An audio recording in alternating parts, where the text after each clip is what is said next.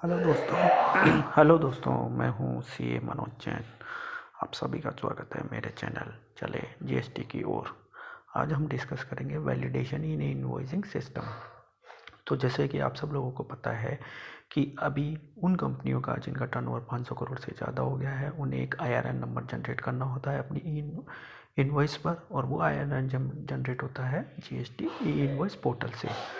ऐसी कंपनियां जिनका टर्नओवर 100 करोड़ से ज़्यादा है, उनको 1 जनवरी 2021 से ये आईआरएन जनरेट करना पड़ेगा। बाकी सभी कंपनियों के लिए आई गेस ये एप्लीकेबल हो जाएगा 1 अप्रैल 2021 से। तो जब हम अपना ई इनवॉइस का डेटा ई इनवॉइस पे भेजते हैं तो उसके कुछ वैलिडेशन होते हैं। उन वैलिडेशन को हमको फुलफिल करना होता है, अदरवाइज हमको आईआरएन जनरेट नहीं होगा। तो चेक करते हैं कि वो कौन कौन से वैलिडेशन होते हैं। तो वैलिडेशन होते हैं फर्स्ट वैलिडेशन ये है कि जैसे कि आपको पता है कि जो आईआरएन है वो केवल tax invoice, debit note, credit note के लिए ही अवेलेबल है। आप अदर देन इसके और किसी भी, जैसे डिलीवरी चालान हो गया, बिल ऑफ सप्लाई हो गया, उसके लिए आईआरएन जनरेट नहीं कर सकते हो। तो आपको अपने डॉक्यूमेंट टाइप में ये 3 फील्ड, इन तीनों टाइप में से कोई एक टाइप चूज़ करना पड़ेगा। फिर जैसे सप्लाई टाइप ऑफ ट्रांजेक्शन है, मतलब कि वो आपका B2B है, एक्सपोर्ट है, डीम्ड एक्सपोर्ट है, इसी प्रकार का सप्लाई टाइप ऑफ ट्रांजेक्शन आपको चूज़ करना पड़ेगा। ये सेकंड कैटेगरी ऑफ वैलिडेशन है कि जो ई इनवॉइस है वो ओनली B2B कैटेगरी के लिए ही एप्लीकेबल है। अगर आपने उस कोई B2C कंज्यूमर जिसके सामने वाले के पास में रजिस्ट्रेशन नंबर नहीं है, उसको कोई इनवॉइस इशू की है, तो उसके लिए आईआरएन जनरेट नहीं कर सकते हो। थर्ड जो वैलिडेशन है वो है डॉक्यूमेंट नंबर से रिलेटेड। आप अपना डॉक्यूमेंट नंबर 0 के साथ में स्टार्ट नहीं कर सकते हो और डैश के साथ में। अगर आपने ऐसा स्टार्ट किया तो आपका वो जो आईआरएन है वो रिजेक्ट हो जाएगा। फोर्थ जो है वो ये है कि आपका जो इनवॉइस है वो एक यूनिक इनवॉइस नंबर रहना चाहिए for the period of 1 financial year. ये जीएसटी एक्ट में भी लिखा हुआ है कि अगर आप कोई सीरीज़ अडॉप्ट करते हो तो वो सीरीज़ यूनिक रहनी चाहिए थ्रू आउट द ईयर। मतलब आपने जैसे कोई B2B ट्रांजेक्शन के लिए ABC नंबर से सीरीज स्टार्ट की, तो आप उसको ABC नंबर से ही ABCDEFGH ऐसे ही आपको कंटिन्यू रखना है। ऐसा नहीं है कि आप एक मंथ में ABC रखा और दूसरे मंथ में 1 2 3 रखा। तो थ्रू आउट द ईयर वो यूनिक होना चाहिए।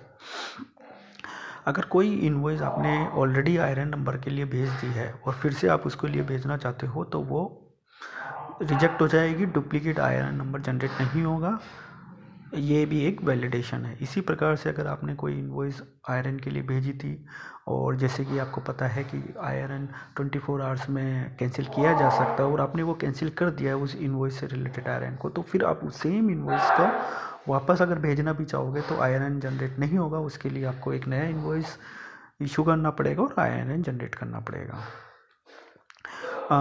जैसे कि ई वे बिल में हमें पता है कि हम जो ई वे बिल है उसका पार्ट भी ट्रांसपोर्टर को असाइन कर सकते हैं, वो भी हमारे बिहाफ पे ई वे बिल जनरेट कर सकता है। लेकिन ऐसा ई इनवॉइस में नहीं है। ई इनवॉइस में ओनली सप्लायर ऑफ गुड्स और सर्विस है वही आईआरएन जनरेट कर सकता है, उसके अलावा कोई नहीं। लेकिन इसका एक एक्सेप्शन है कि अगर आप ई कॉमर्स के थ्रू कोई ट्रांजेक्शन कर रहे हैं और आपने ई कॉमर्स को ये अथॉरिटी दी है कि आप उसके बिहाफ पे आईआरएन जनरेट करें, और ई कॉमर्स जो है वो जीएसटी पोर्टल पे as a e commerce registered हुआ हो, तो वो आपके बिहाफ पे आईआरएन जनरेट कर सकता है।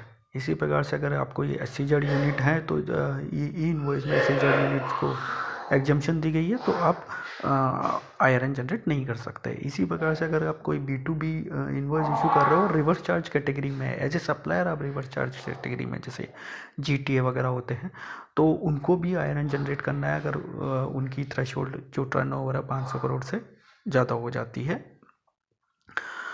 फिर अगर आप जो रेसिपिएंट का GSTN नंबर है वो एक्टिव होना चाहिए। अगर उसका एक्टिव नहीं है तो आईआरएन जनरेट नहीं कर पाएंगे। इसी प्रकार से अगर आप एक्सपोर्ट करते हैं जिसमें रेसिपिएंट का कोई GSTN नंबर नहीं होता है, तो आप उसके अंदर URP ले सकते हैं और उसका स्टेट कोड 96 लिख सकते हैं और जो पिन कोड है उसमें 6 टाइम 9 लिख के पास कर सकते हैं। इसी प्रकार से अगर जो अदर टेरिटरीज़ हैं, जैसे जो हमारे IOCL, ONGC, BPCL जो सी में काम करते हैं, उनको अदर टेरिटरी का स्टेट माना जाता है। तो अगर वो उससे बिलोंगिंग है तो उसको 97 करके, वो 6 टाइम 9 करके पिन कोड जो है वो आप लिख सकते हैं और पास कर सकते हैं। जो आपका फर्स्ट 2 डिजिट ऑफ सप्लाई और रेसिपिएंट का GSTN नंबर है, वो जो भी आप स्टेट कोड डाल रहे हैं उससे मैच होना चाहिए, क्योंकि हमको पता है कि GSTN नंबर जो 15 डिजिट का होता है उसमें फर्स्ट 2 डिजिट आपके स्टेट कोड से होते हैं। तो आपके फर्स्ट 2 डिजिट ऑफ GSTN और स्टेट कोड रेसिपिएंट और सप्लायर का सेम होना चाहिए।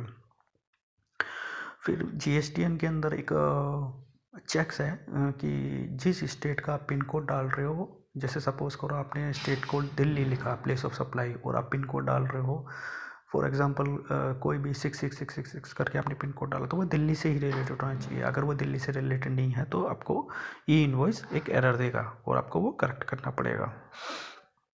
इसी प्रकार से अगर शिपिंग पार्टी का ट्रांजैक्शन आपने डाला है तो ये जो ट्रांजैक्शन है वो bill to ship to transaction माना जाएगा।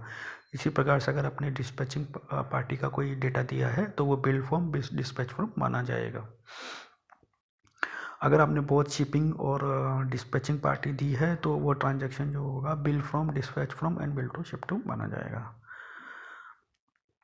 जो आपका एक्सपोर्ट ट्रांजैक्शन है, अगर आप ई वे बिल भी भेज रहे हो अलॉन्ग विथ, तो आपको शिप टू एड्रेस जो हैगा वो उसमें पोर्ट जहाँ पे आपका शिप होने वाला है इंडिया के अंदर, इंडिया से शिप होने वाला है, उस पोर्ट का एड्रेस आपको डालना होगा और पिन कोड नंबर डालना होगा। या फिर अगर आप चाहते हैं कि हमें इनवॉइस के थ्रू ई वे बिल जनरेट नहीं करना है तो आप बाद में NIC पोर्टल पे भी जाके कर सकते हो। जो IGST है वो inter state supply tax rate and tax rate should be pass inter state के सप्लाई में, and supply state contribution should be the same. The state को of the supplier GST and POS will be decide whether the supply types in the. तो जैसे अभी हमको पता है कि अगर मैं मेरा जो GSTN और मेरा रेसिपिएंट का GSTN है वो डिफरेंट स्टेट में तो IGST लगेगा और सेम स्टेट में तो CGST HGST लगेगा। अगर आपने इसको इसके अकॉर्डिंग नहीं किया और आपने सपोज़ किया दोनों के GSTN सेम स्टेट में थे बट आपने IGST डाला है तो GSTN से एरर आ जाएगा। और जो ई इनवॉइस होता है उसका एक जेसन बनता है आपकी ERP से, जो GST पोर्टल पे अपलोड होता है। अगर उसका साइज़ 2 MB से ज़्यादा है तो वो एक्सेप्ट नहीं करेगा। तो ये ई इनवॉइस से रिलेटेड कुछ वैलिडेशन थे। होप अगर मेरा वीडियो आपको अच्छा लगा हो तो उसको लाइक सब्सक्राइब करना ना भूलें। आज के लिए बस इतना ही, धन्यवाद।